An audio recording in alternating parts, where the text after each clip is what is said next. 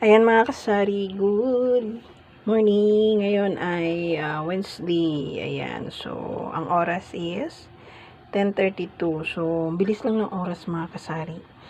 Kanina pagbukas ko, mga 7 ako nagbukas kasi si Habi nga is, ayun, nag-market siya. Kapag nag-market si Habi, hindi ako nagbubukas agad ng tindahan ko.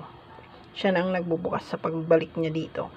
Tapos, 7 na siya nag-open kanina at syempre pag-open niya, ayan, meron agad benta. So, pagising ko kanina, yung benta is nasa 400 ata. So, kumuha siya dito ng 150 kasi nga, nagpabili ako sa kanya ng sigarilyo. Naubusan na naman ang kuradang ng sigarilyo. Ayan, wala na akong sigarilyo dito. So, ayan, kanina, nagpalit ako ng aking kalamansi. Ayan, bago na naman yung aking kalamansi. Dahil yung kalamansi ko kahapon, napansin ko, nung nagbilang ako ng barya, nung nagkuha-kuha ako dito ng mga buong mga 5 piso, 10 piso, ayan, nakita ko yung aking kalamansi is, ayan, brown na siya, tapos tuyot na. So, kaya kanina, ayan, nag-market si Abby, nagpabili ako ng kalamansi kasi sabi ko, lalagyan ko ng kalamansi yung aking arinola. So, ito yung ating benta ngayon. Ayan, ito yung ating benta. 400 ito, kaya lang binigay ko kay Abby ang 150. So, today is Wednesday. Ayan, medyo medyo hindi tayo matumal. So, kapon, napakatumal ko mga kasari. Yung laman lang ng aking arinola kahapon is nasa 167 ata. So, yun yung laman ng aking arinola. Okay lang din, at least hindi tayo na zero.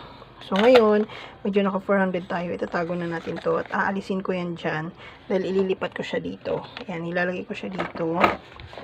Tapos, yung mga buo-buong mga 5 peso, 10 peso na nilalagay dyan ni Habi na tinatapon niya lang. Kasi dito, minsan, nahihirapan siyang buksan. Tapos, yung customer daw nagmamadali. Kaya, ayan, tinatapon niya lang dyan.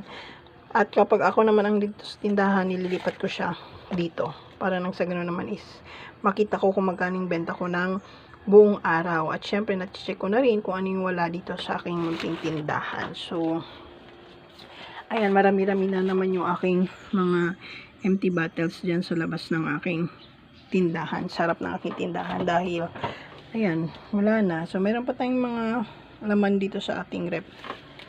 At dito sa ating istante, ayan, kung nakita nyo, So, hindi pa ako namili mga kasari, hinayaan ko na muna. Dahil nung December 29 pa yan, so kailangan ko munang paubos. So, meron pa nga ako ditong chichirya. Hanggang ngayon, hindi ko pa yan siya i-display dahil mas sellable yan kesa dito. So, kailangan ko munang paubos yan. 3 piraso na lang naman. Saka na ako magdi-display. So, ito yung aking benta ngayong araw.